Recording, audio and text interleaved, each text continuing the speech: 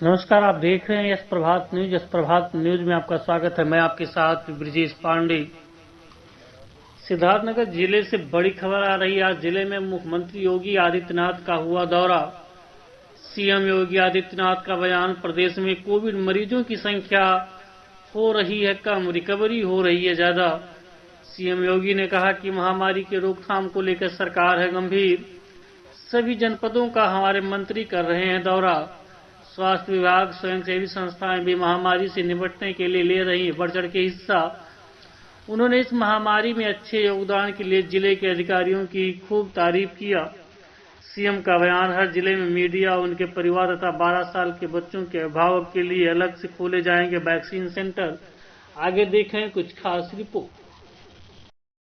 RRT की team अगले 24 घंटे के अंदर उन सभी लोगों का एंटीजन टेस्ट कर रही है। संदिग्ध लोगों को आरटीपीसीआर टेस्ट के लिए सैंपल इकट्ठे किए जा रहे हैं और उसका एक व्यापक परिणाम सामने आया है कि पिछले 26-27 दिन में जो एक्टिव केस थे या 82 से लेकर 85% तक इसमें गिरावट आई है और निरंतर कोरोना पर प्रभावी नियंत्रण करने की दिशा में सरकार ने आगे कदम बढ़ाया है। उत्तर प्रदेश के बारे में कहा जाता था कि एक दिन में यहां 25 अप्रैल के बाद से लेकर के और मई में 1 लाख केस प्रतिदिन आएंगे। आज के जो आंकड़े हैं, मात्र 3200 पॉजिटिव केस उत्तर प्रदेश में आए हैं, पूरे उत्तर प्रदेश में आए हैं। यानी हम लोगों का जो अभियान है वो सफलतापूर्वक आगे बढ़ रहा है और इसीलिए कमिश्नरी स्तर की समीक्षा बैठकों के बाद अब मैं जनपद स्तरीय समीक्षा बैठकों के लिए निकला हूं। कल मैंने देवरिया और कुशीनगर जनपद की समीक्षा बैठक ली थी।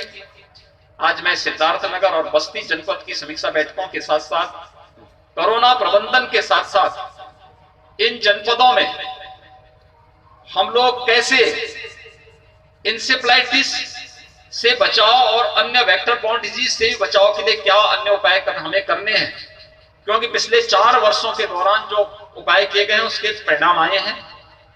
उस पर आगामी रणनीति को तय करने के लिए भी आज मैं इन सभी जनपदों के भ्रमण में हूं, क्योंकि इंसेफ्लाइटिस की दृष्टि अगर आप देखेंगे तो गोरखपुर, बस्ती, कमिश्नरी सबसे संवेदनशील है। सबसे अधिक इंसेफ्लाइटिस से जुड़े हुए पेशेंट इन्हीं जनपदों में हैं और इसीलिए भारत सरकार के सहयोग से 4 साल पहले हम लोगों ने हर मेडिकल कॉलेज में पीकू का निर्माण किया था। हर डिस्ट्रिक्ट हॉस्पिटल में पीकू का निर्माण हुआ। कुछ सीएससी में भी मिनी पीकू का निर्माण हुआ। ये मिनी पीकू हमारे लिए, या पीकू पीडियाट्रिक आईसीयू, ये हमें वर्तमान में कोरोना में भी ये उपयोगी हो रहे हैं बच्चों के लिए, थर्ड वेव में भी उपयोगी होंगे और इंसेफ्लाइटिस के उपचार में भी होंगे। ये सभी कार्यक्रम लगातार सरकार की तरफ से सफलतापूर्वक आगे बढ़ रहे हैं। हमें जहां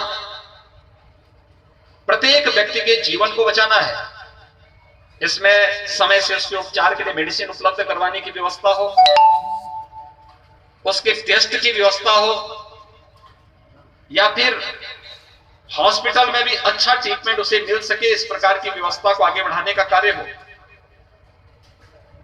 या फिर वैक्सीन का कवर उसे उपलब्ध करवाने का। जनपद सिद्धार्थनगर में 1 जून से 18 से 44 वर्ष की आयु के सभी लोगों को भी वैक्सीन उपलब्ध होगा और वैक्सीन में भी हम लोगों ने कुछ तय किए हैं। जो थर्ड वेव की आशंका व्यक्त की जा रही है कि बच्चों पर इसका अटैक ज्यादा हो सकता है, हम लोगों ने अभी हर जनपद में पीकू के गठन की कार्रवाई शुरू की है।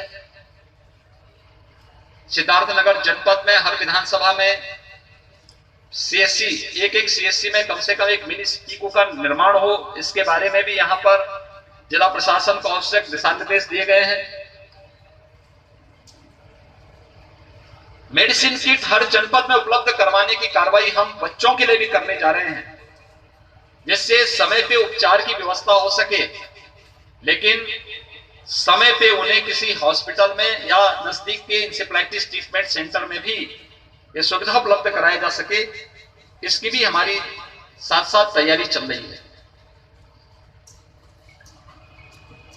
चूंकि थर्ड वेव की आशंका बच्चों पे व्यक्त की जा रही है, हमें नहीं बोलना चाहिए कि यह कामकाजी वर्ग है। 12 वर्ष से नीचे के बच्चों के जो भी अभिभावक हैं, ये कामकाजी वर्ग है। अपनी नौकरी के लिए, अपने व्यवसाय के लिए, अपने अन्य काम धंधों के लिए उनको घर के बाहर निकलना पड़ता है।